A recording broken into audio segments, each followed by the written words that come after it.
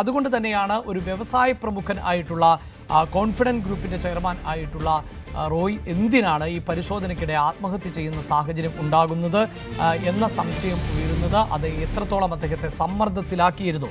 ഈ അന്വേഷണ ഉദ്യോഗസ്ഥരുടെ തുടർച്ചയായ പരിശോധനകൾ അദ്ദേഹത്തിന് വലിയ ബുദ്ധിമുട്ടുണ്ടാക്കിയോ എന്നതിലൊക്കെ വ്യക്തത വരേണ്ടതുണ്ട്. എന്തായാലും സമഗ്രമായ അന്വേഷണം നടത്തുമെന്നാണ് കർണാടക ഉപമുഖ്യമന്ത്രി DK ശിവകുമാർ വ്യക്തമാക്കിയിട്ടുള്ളത്. സംഭവിക്കാൻ പാടില്ലാത്തതാണ് സംഭവിച്ചത്. മികച്ച വ്യവസായി ആയിരുന്നു. കേന്ദ്രത്തിൽ നിന്ന് റിപ്പോർട്ട് ആവശ്യപ്പെട്ടിട്ടുണ്ട് എന്നും ശിവകുമാർ വ്യക്തമാക്കി. ಬೇಡಿಕೆ ಇಟ್ಟಿದ್ದಾರೆ. ಕೆಲವರು ಎಲ್ಲ 2 ವರ್ಷ ಇರೋದು ಭಾಳ ಒಳ್ಳೆ ಕೆಲಸ ಮಾಡಿದ್ರಿ, 1 ವರ್ಷದಲ್ಲೇ ಅವನೇನು ಕೆಲಸ ಮಾಡೋದಿಲ್ಲ, ಅಷ್ಟೊಂದಿಗಾಗಲೇ ಅವ್ನು ಟ್ರಾನ್ಸ್ಫರ್ ಅಂತ ಓಡಾಡ್ತಿರ್ತಾನೆ, ಕೆಲಸನೇ ಮಾಡೋದಿಲ್ಲ ಅಂತ ಅದು ಕೂಡ ಇದೆ. ಅದರಿಂದ ಇದೆಲ್ಲ ಚರ್ಚೆ ಮಾಡೇ ನಾವು 2 ವರ್ಷ ಮಾಡಿದ್ವಿ. ಇಲಾಖೆನಲ್ಲಿ ಹೋಗಿ ಕೇಳಿ ಇನ್ಸ್ಪೆಕ್ಟರ್ಗಳಿಗೆ, ಅವರು ನಮ್ಗೆ ಭಾಳ ಒಳ್ಳೆಯದು ಮಾಡಿದ್ರಿ, ಇಲ್ಲ ನಮಗೆ 2 ವರ್ಷದ ತನಕ ಅಟ್ಲೀಸ್ಟ್ ನಾವು ಕೆಲಸ ಮಾಡ್ಬೋದು ಅಂತ ಹೇಳ್ತಾರೆ.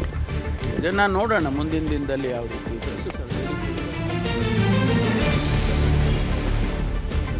ನೋಡಿ, ನಾವು ತಡೀತಾ ಇಲ್ಲ ಅನ್ನೋದು ಸುಳ್ಳು, ಅವ್ರು ಹೇಳೋದು ಸತ್ಯಕ್ಕೆ ದೂರವಾಗಿರ್ತದೆ.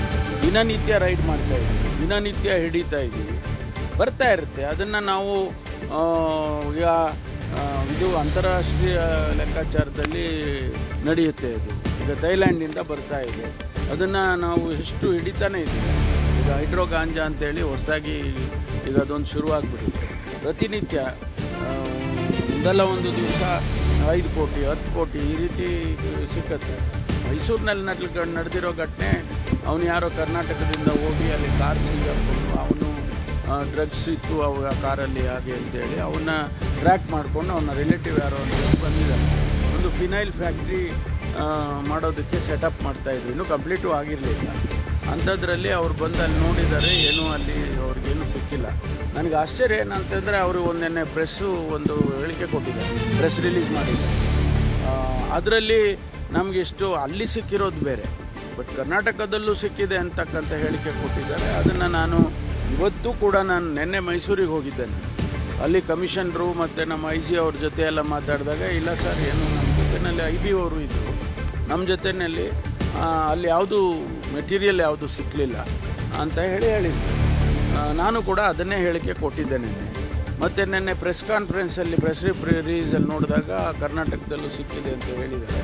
ಅದನ್ನು ಮತ್ತೆ ವೆರಿಫೈ ಮಾಡಿದೆ. ಅನೇಕ ಪ್ರಶ್ನೆಗಳನ್ನು ಕೇಳ್ತಾ ಇರಬೇಕಾದ್ರೆ 5 ನಿಮಿಷ ನನಗೆ ಟೈಮ್ ಕೊಡಿ ಅಂತ ಕೇಳಿ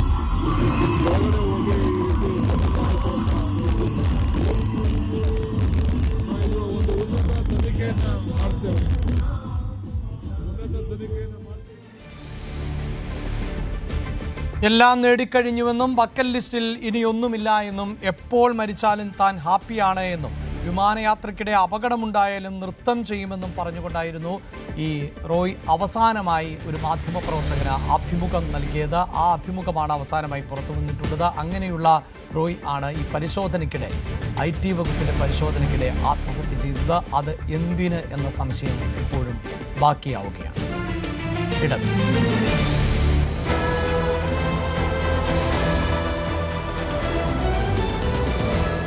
ഡോക്ടർ റോയ് ചിരിയൻകണ്ടത്ത് ജോസഫ്, അതാണ് ഡോക്ടർ റോയ് CJ എന്ന് അറിയപ്പെട്ടിരുന്ന builder, founder and chairman, Confident Group. ഇതാണ് അദ്ദേഹത്തിൻ്റെ ഔദ്യോഗികമായ ഡെസിഗ്നേഷൻ. അതോടൊപ്പം കൂടുതൽ വാർത്തകൾക്ക് News 18 Keralam YouTube channel subscribe ചെയ്യുക.